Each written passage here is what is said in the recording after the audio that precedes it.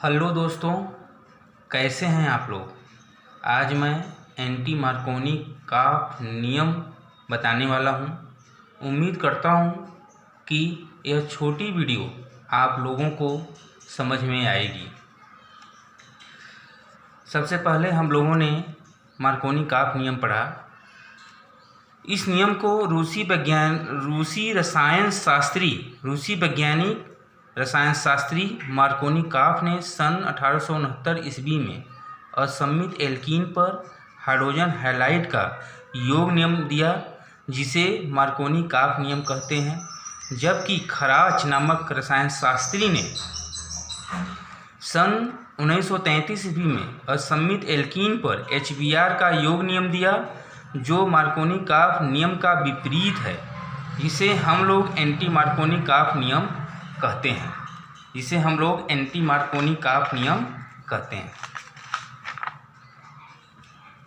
Anti Markovnikov काफ का नियम, या इसे हम लोग पेरोक्साइड प्रभाव या खराच प्रभाव भी कहते हैं।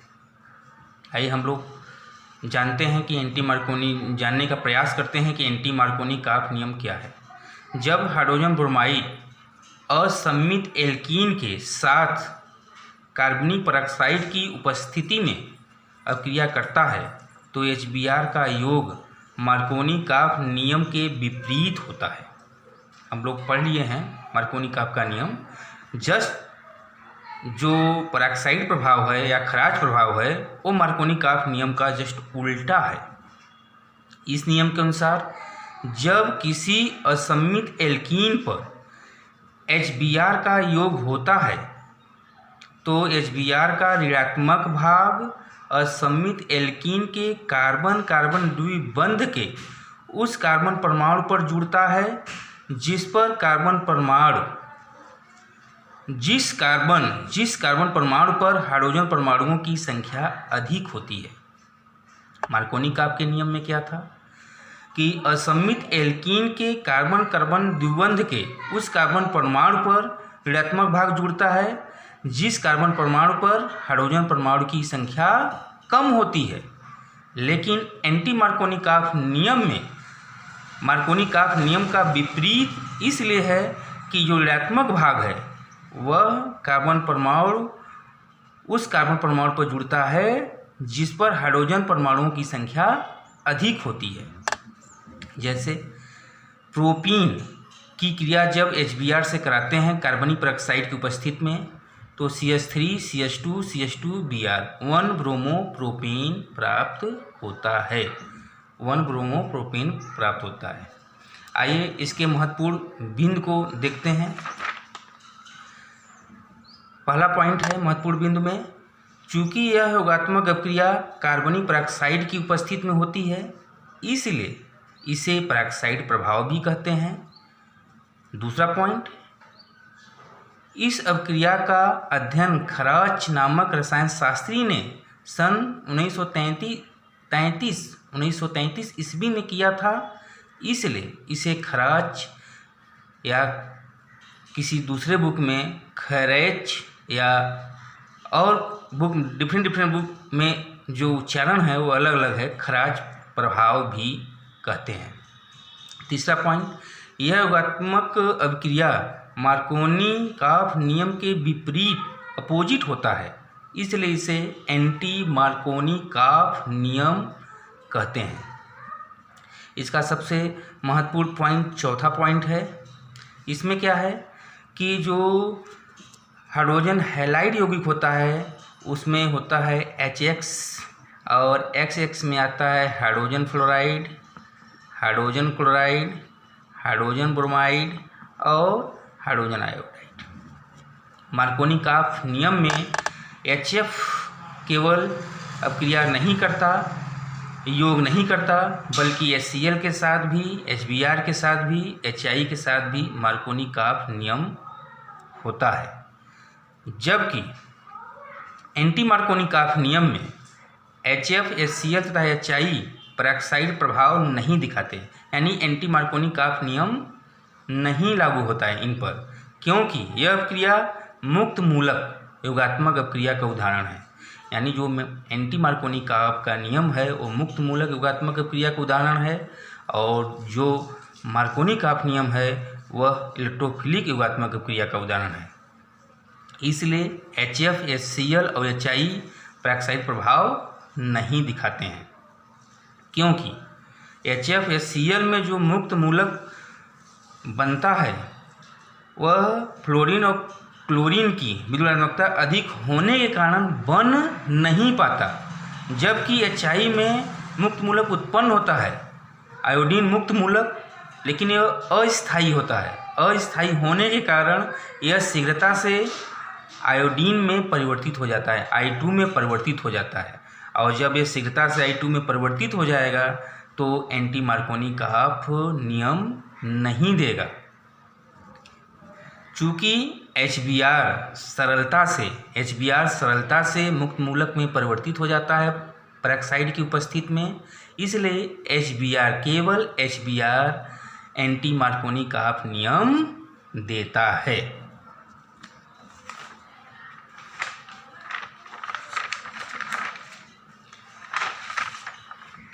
इसका 5वां जो पॉइंट है वही है पेरोक्साइड की उपस्थिति में HBr का योग करने पर मुक्त मूलक ब्रोमीन यानी ब्रोमीन मुक्त मूलक बनता है, जबकि पेरोक्साइड की अनुपस्थिति में मुक्त मूलक नहीं बनता है, और यह योगात्मक क्रिया इलेक्ट्रोफिलिक योगात्मक क्रिया कहलाती है। यानी पेरोक्साइड की उपस्थिति में ब्रोमीन मुक्त मूलक बनता है जो एंटी मार्कोनी का नियम प्रदर्शित करता है।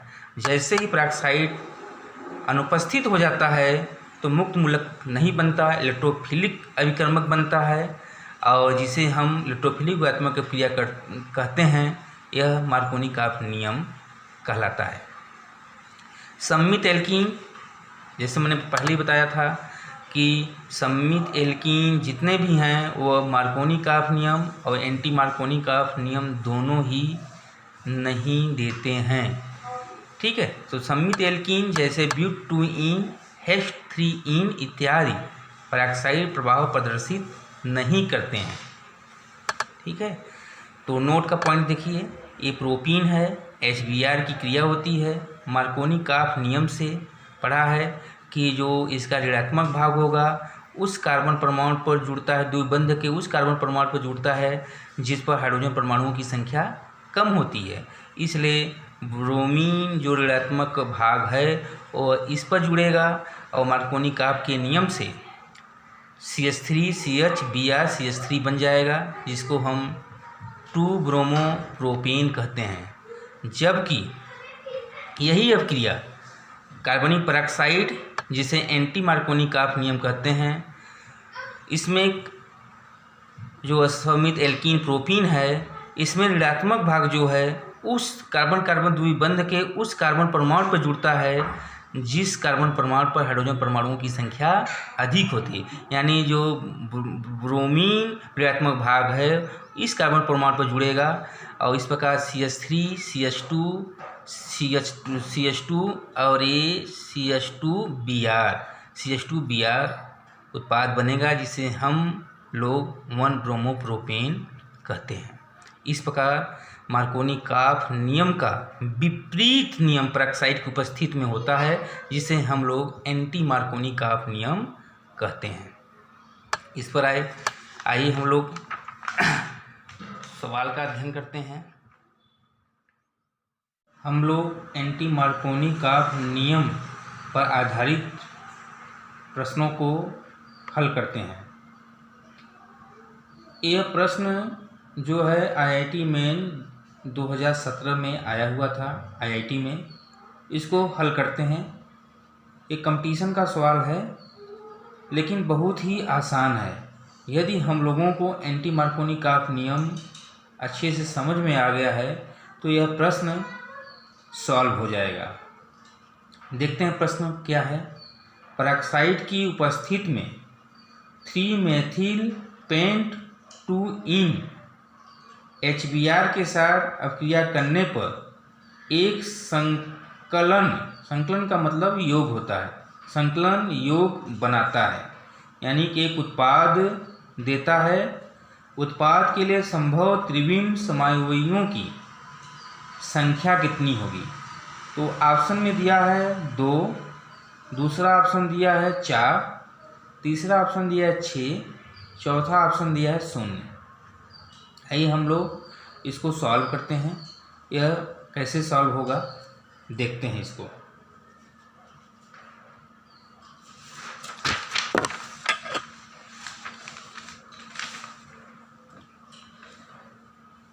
सबसे पहले 3-मेथिल पेंट 2-इन का संरचना सूत्र बनाते हैं। तो पेंट है तो 5 कार्बन हम लोग यहाँ पे बना लेते हैं। 5 कार्बन बन गया। पेंट 2-इन यानी जो डबल बंध है वो नंबरिंग भी कर देते हैं इसका 1 2 3 4 5। और पेंट 2-इन का मतलब हुआ कि कार्बन नंबर 2 पर डबल बंध जुड़ा हुआ है, तो डबल बंध यहाँ पे जोड़ दिए। और मेथिल समूह जो है कार्बन नंबर 3 पे जुड़ा है, यहाँ पे हम CH3 जोड़ देते हैं। हम लोग यहाँ पे CH3 जोड़ देते हैं। अब इस संरचना को संतुलित कर लेते हैं। ये CH3 हो जाएगा, यहाँ 2 और 1 3, यहाँ H हो जाएगा, यहाँ 2 2 2 2 4 यहाँ संतुलित है, यहाँ पे 1 2, यहाँ पे CH2 कर देते हैं और यहाँ पे CH3 कर देते हैं। इस प्रकार 3-मेथिल पेंट 2-इन बन गया। अब इसकी क्रिया HBr से कराते हैं और किसकी उपस्थिति में, पेरोक्साइड की उपस्थिति में। पेरोक्साइड की उपस्थिति में हो रही है, यानी यह कौन सी क्रिया है, एंटी मार्कोनिकॉफ नियम से होगा।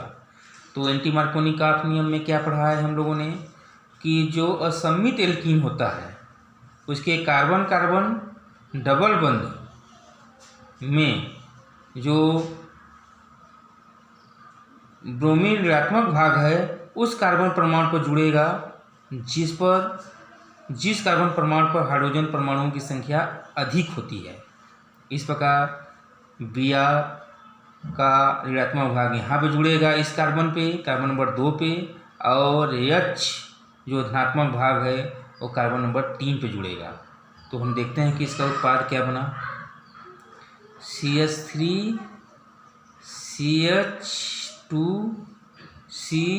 CH3 और यहाँ पे हो जाएगा H और डबल बंध टूट जाएगा, सिंगल बंध CH और इस कार्बन पे ब्रोमीन आके जुड़ जाएगा, फिर हो जाएगा CH3। इस प्रकार ये उत्पाद प्राप्त हो गया, हम लोगों को उत्पाद प्राप्त हो गया। अब हम लोगों को देखना है त्रिविम समायुओं की संख्या पूछा है। त्रिविम समायुओं की संख्या पूछा है तो हम लोग समावयवता के बारे में जान लेते हैं। जो समावयवता है, आइसोमेरिज्म है, वो 2 प्रकार का होता है। पहला है संरचनात्मक समावयवता और दूसरा है त्रिविम समावयवता। ये 2 प्रकार की समावयवता होती है। तो त्रिविम समावयवता में 2 प्रकार आते हैं, जिसमें हम जानते हैं प्रकाशिक समावयवता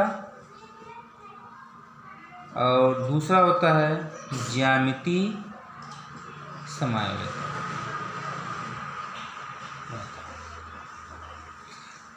यदि वो प्रकाशिक समावयवता है या ज्यामितीय समावयवता है, वह किसके अंतर्गत आएगा, त्रिविम समावयवता के अंतर्गत आएगा। तो हम लोग प्रकाशिक समावयवता के बारे में देखते हैं। तो प्रकाशिक समावयवता के बारे में हम लोग जानते हैं कि किरल कार्बन परमाणु, किरल कार्बन परमाणु यानी जिस कार्बनिक यौगिक पे किरल कार्बन परमाणुओं की संख्या 1 है, अगर 1 होती है तो उनके जो दर्पण प्रतिबिंब बनेंगे वो 2 बनेंगे, यानी समावयवियों की संख्या जो होगी 2 होगी। अगर यदि कार्बनिक यौगिक पे 2 किलर कार्बन परमाणु हैं तो समायुओं की संख्या कितनी हो जाएगी? 4 हो जाएगी। यदि किलर कार्बन परमाणुओं की संख्या 3 है तो त्रिविम समायुओं की संख्या, प्रकाशिक समायुओं की संख्या कितनी हो जाएगी? 6 हो जाएगी। इस प्रकार हम लोग इस प्रश्न को हल करते हैं। तो इस कंपाउंड को देखते हैं तो CH3 CH2C CH3H C इधर H कर देते हैं और Br इधर CH3 कर देते हैं। तो एक एथिल ग्रुप हो गया, एक मेथिल ग्रुप हो गया, एक हाइड्रोजन समूह हो गया, ग्रुप हो गया, और इधर एक पूरा ग्रुप हो गया ए। यानी ये जो कार्बन है, इस कार्बन पर एक मेथिल समूह और एक एथिल समूह, एक हाइड्रोजन समूह और एक पूरा एक बल्कि समूह जुड़ा हुआ है। यानी इस कार्बन पे चारों भिन्न भिन्न समूह जुड़े हुए हैं, इसलिए इसे किरल कार्बन परमाणु कहते हैं। किरल कार्बन परमाणु कहते हैं। इस प्रकार इस उत्पाद में एक किलर कार्बन परमाणु इधर है। इसको देखते हैं कि ये किलर कार्बन परमाणु है कि नहीं। तो इस पर एक ब्रोमीन समूह जुड़ा हुआ है, एक मेथिल समूह जुड़ा हुआ है, एक हाइड्रोजन समूह जुड़ा हुआ है और एक पूरा बल्कि समूह, एक बड़ा समूह जुड़ा हुआ है। यानी इस कार्बन पर भी चारों समूह जो हैं भिन्न भिन्न हैं, तो ये भी किरल कार्बन परमाणु हो गया। यानी जो उत्पाद बना है उसमें 2 किलर कार्बन परमाणु हैं। जब 2 किलर कार्बन परमाणु हैं तो यह उत्पाद प्रकाशीय समावता प्रदर्शित करेगा, और इसमें 2 किलर कार्बन परमाणु हैं तो प्रकाशिक समायुइयों की संख्या 4 होगी, अर्थात त्रिविम समायुइयों की संख्या कितनी होगी? 4 होगी। यानी इसका ऑप्शन नंबर बी जो है वो सही है। ऑप्शन नंबर जो बी है वो सही है। देख लेते हैं एक बार की समायुक्ता कितने प्रकार की? 2 प्रकार की, संरचनात्मक समायुक्ता, त्रिविम समायुक्ता। और त्रिविम समायुक्ता जो होती है प्रकाशिक समायुक्ता और ज्यामितीय समायुक्ता। अब देखते हैं इसका हिंट। यदि कार्बनिक यौगिक में एक किलर कार्बन परमाणु उपस्थित हो तो उसके 2 दर्पण प्रतिबिंब बनते हैं, अतः प्रकाशिक या त्रिविम समायुइयों की संख्या कितनी होगी? 2 होगी। 3-मेथिल पेंट 2-इन की क्रिया HBr से पेरोक्साइड की उपस्थिति में होती है तो CH3 CH2 CH3H CH Br CH3 बनता है। यानी इसका IUPAC नामकरण करना चाहें तो 1 2 3 4 5 2 ब्रोमो 3-मेथिल पेंटेन इस उत्पाद का नाम है। 2 ब्रोमो 3-मेथिल पेंटेन इस उत्पाद का नाम है। और 2 ब्रोमो 3-मेथिल प्रोपेन में 2 किलर कार्बन परमाणु हैं, 2 किलर कार्बन परमाणु हैं। इस उत्पाद में 2 किलर कार्बन परमाणु उपस्थित हैं, इसलिए त्रिविम समायुइयों की संख्या 4 होगी। क्योंकि यदि 1 किलर कार्बन परमाणु हैं तो त्रिविम समायुइयों की संख्या 2 होती है, और यहाँ पे 2 किलर कार्बन परमाणु हैं, इसलिए त्रिविम समायुइयों की संख्या कितनी होगी? 4 होगी। इस प्रकार ऑप्शन नंबर बी इस प्रश्न का सही है।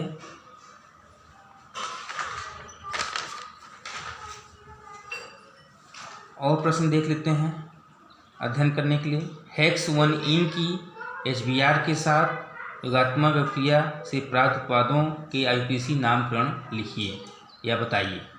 पेरोक्साइड की उपस्थिति में जो क्रिया होती है उस उत्पाद का IUPAC नामकरण बताना है।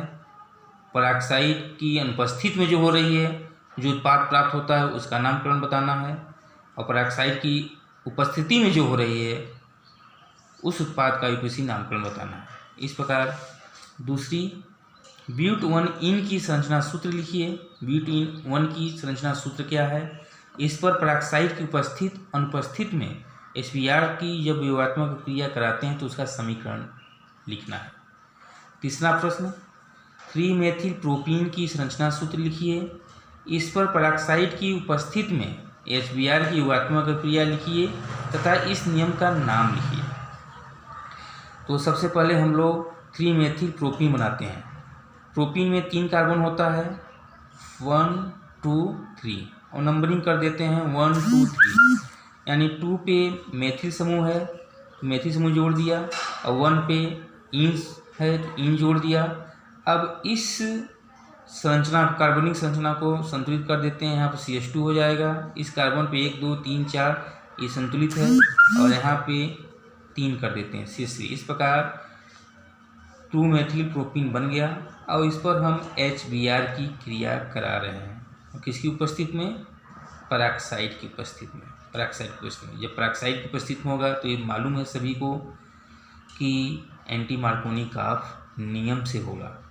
तो असमित एल्कीन के द्विबंध कार्बन कार्बन द्विबंध के उस कार्बन परमाणु पे Br जुड़ता है, ऋणात्मक भाग जुड़ता है, जिस कार्बन परमाणु पर हाइड्रोजन परमाणुओं की संख्या अधिक होती है। यानी Br इस कार्बन परमाणु पर जुड़ेगा और H इस कार्बन परमाणु पर जुड़ेगा। इस प्रकार उत्पाद जो बना CH3H डबल बंध पाई बंध टूट जाएगा, सिंगल बंध CH2Br ये हो जाएगा। तो 1 2 3 यानी उत्पाद का नाम हो जाएगा 1 ब्रोमो 2 मेथिल प्रोपीन हो जाएगा, ये हो जाएगा। और इस नियम का नाम है एंटी मार्कोनी काफ नियम, या पेरोक्साइड की उपस्थिति में हो रहा है तो पेरोक्साइड प्रभाव। और चूँकि इसको खराच नामक रसायन शास्त्री ने दिया था, इसलिए इसे खराच प्रभाव भी कहते हैं। इस प्रकार हम लोगों ने एंटी मार्कोनी काफ नियम या पेरोक्साइड प्रभाव या खराच प्रभाव देखा और इससे संबंधित प्रश्नों को हल किया। उम्मीद करता हूँ कि आप सभी लोगों को एंटी मार्कोनी काफ नियम भली भांति समझ में आया होगा। धन्यवाद।